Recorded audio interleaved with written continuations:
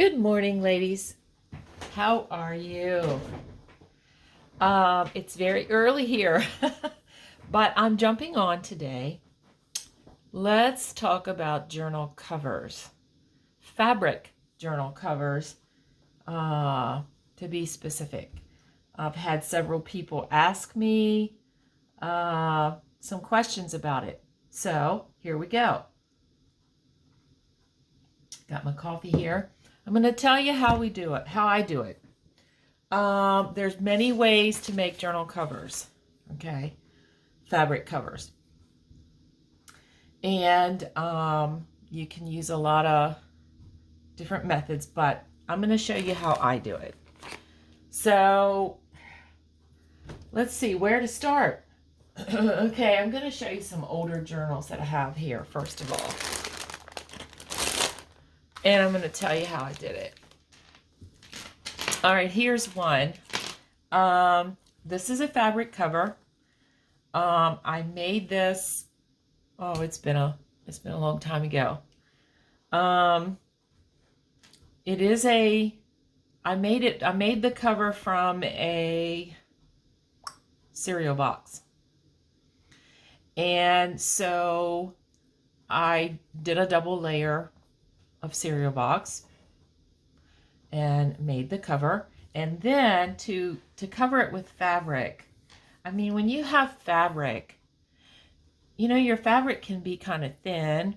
And when you use glue, even fabric glue, you can get these, you know, if you just put the glue down and then you put your fabric over that without any kind of other layer under there, what you're going to end up with many times is splotchy places on your cover, glue spots.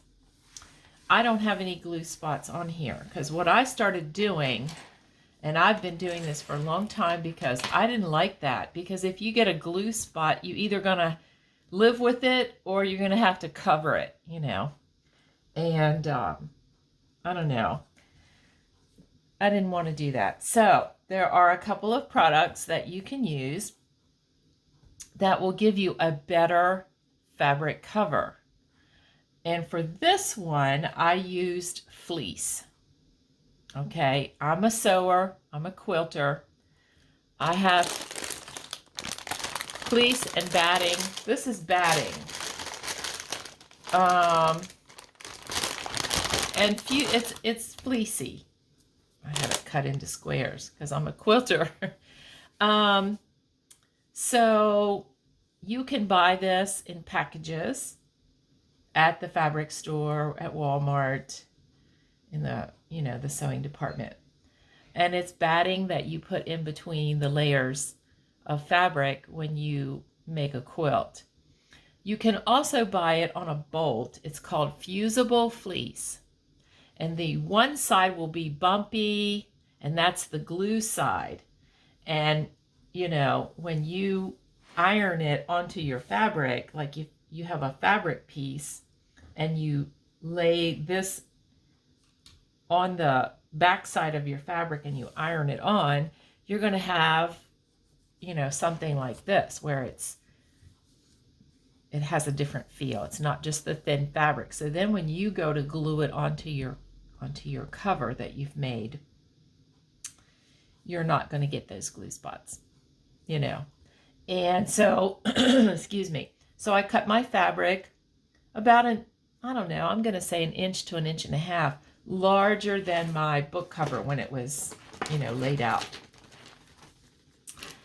And then I cut my piece of batting or fusible fleece, I think is what I used. And I laid it it was just a little bit smaller than the piece of fabric, because only to the book size, because when you wrap that fabric around, you don't need that fleece here when you're wrapping it, you know, because you're going to cover this inside anyway.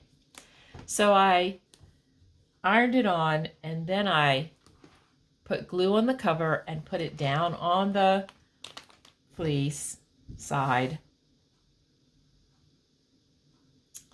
and wrapped it around and glued it down. I mitered the corners, and that gives it a better look and less bulk if you miter the corners. And then I added my coverings for the front and the back. I used paper for the inside of this right here. So I have a cover now that really feels nice. I have no glue globs coming through, and it's very sturdy. It's very durable, has lasted. It's been handled a lot, and it's still in very good shape. And I know this is not on topic, but I love this button. I take buttons sometimes that are just big old buttons, flat buttons that I really don't like that much. They're plain. They might be brown, they might be black, they might be white, and they're just plain Jane kind of buttons, and I decoupage napkin onto that. I paint them with gesso, and when they're dry, then I decoupage napkins onto them to make them pretty. So that's one of them. I love that. But anyway, that is one way to make your cover, okay? Now, on this is an older book too. And on this one,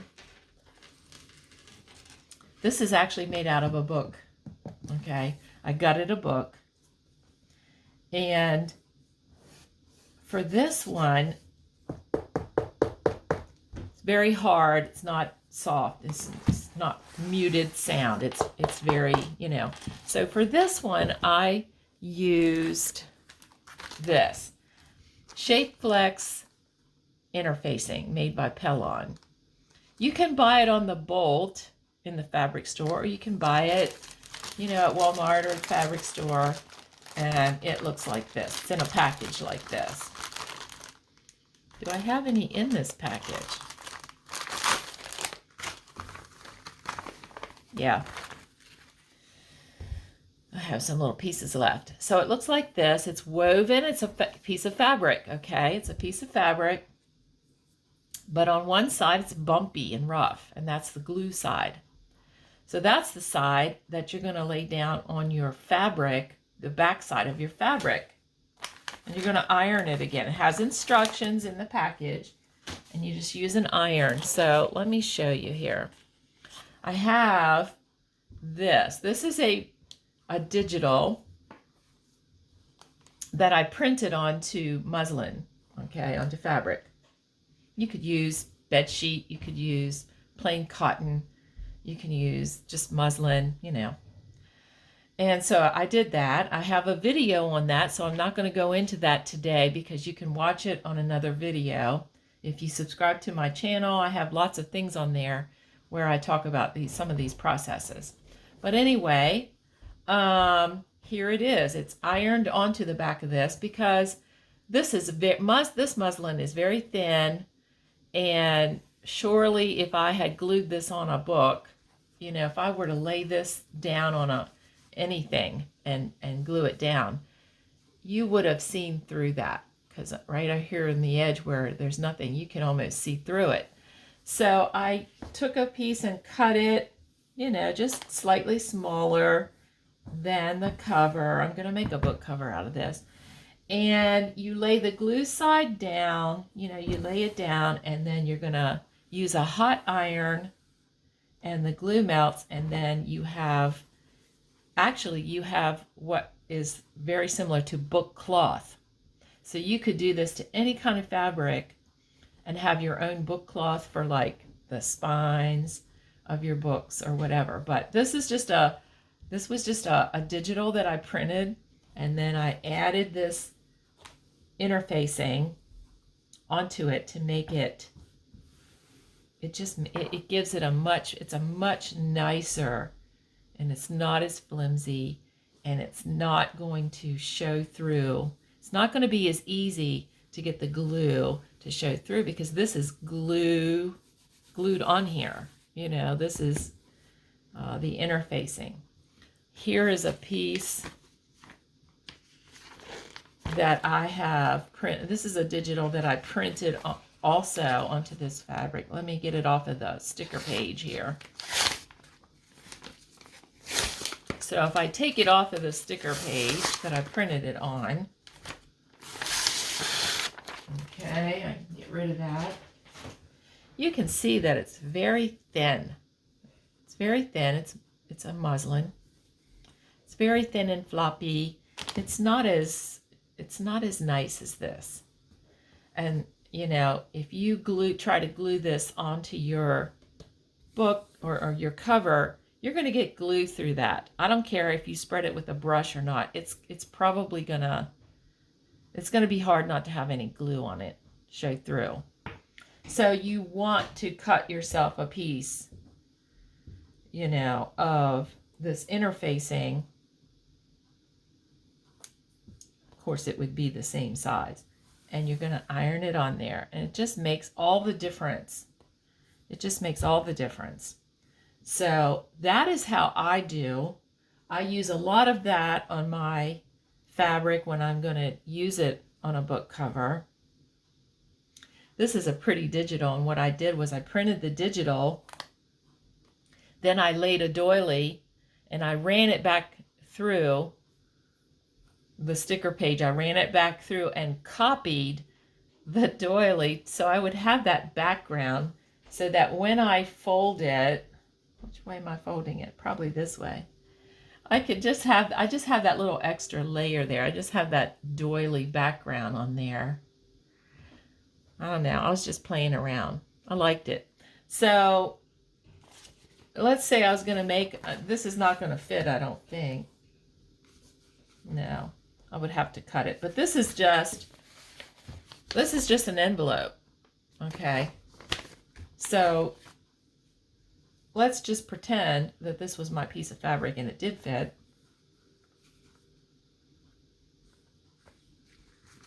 I could now glue it on there, you know, with this interfacing, and you still have to spread it thin and be careful, but you're less likely. It's very unlikely. Like on this, I did that, and there's no glue. There's no glue showing through anywhere. It's very nice, has a very nice hand feel too. Still like a hard cover, and it doesn't feel puffy like there's anything under there, and yet there is. I have attached this to my fabric, to this piece of fabric before I glued it down. And so I don't have glue globs or places where the glue is showing through the fabric, you know. So it's a very good way to prepare your fabric for making your cover. I like using the batting. Sometimes I take the batting. Let's just say this is my cover, and I want it to have that puffier feel.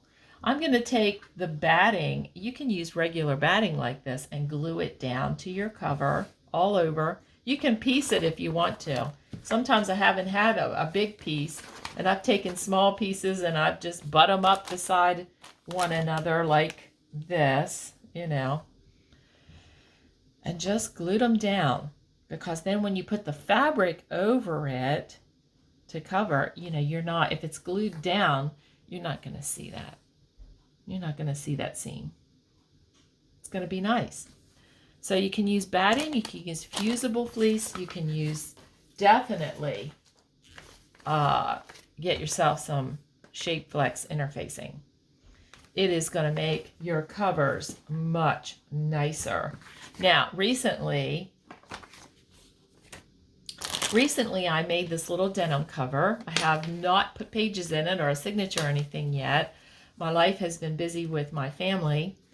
I made it out of this packaging. I make covers a lot out of these Amazon brown packaging papers. Okay, I cut them to size, and that's what I did here. Denim is so heavy that most denim is so heavy that I did not have to use any interfacing or fleece to glue this denim down. And I didn't really glue it anyway, because I was going to sew around it. So I just used a little bit of glue stick, put it on there, flipped it over. I cut, now I used this interfacing here on this because this was a thin fabric. So I ironed on the interfacing and then I put it on the back side and kind of used a little bit of glue stick just to hold it in place. Then I sewed around my cover 2 times. Okay. Then then I had made this large snippet, fabric snippet piece. And I put it on here because I wanted it to be this really cute denim and lace kind of cover. And I wrapped it around. And I'm going to put a closure probably once the signature is in and I can see how big it's going to be. That's when I'm going to do it, because I want to put it in the right spot so that it closes nice. And I'm probably going to use 2 Velcro dots, to close it. I'm not sure yet. I thought about magnets, but at any rate, I don't have any glue globs anywhere. And I just glued this on. Of course, when you make a snippet piece, that is,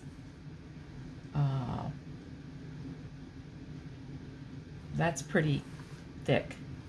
I did sew that a lot, so it's pretty sturdy. So anyway, and I just sewed this little charm on there, but I'm gonna make a tie closure of some sort, even though it closes, because it just adds to it.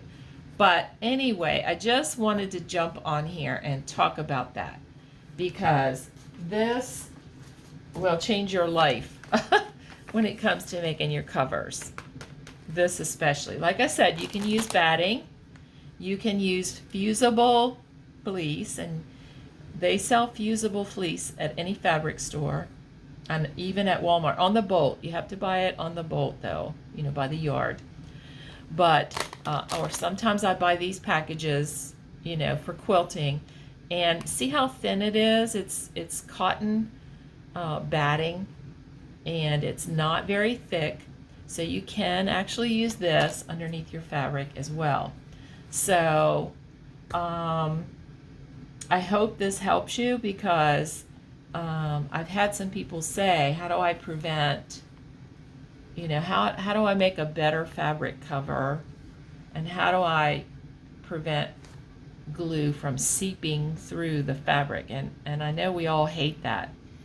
Remember that when you're doing even just a book journal, and the only thing you're doing is putting fabric over the spine, you can use this on the piece of fabric, and then when you go to put it on your spine, it's got that layer under there. It makes it, like I said, when you use this, it makes it almost like book cloth, so you can make your own book cloth with any fabric you want. And that will change things.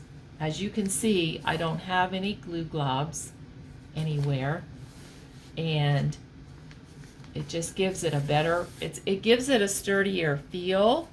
It reinforces the fabrics and even the paper underneath, because this is packaging that I have used.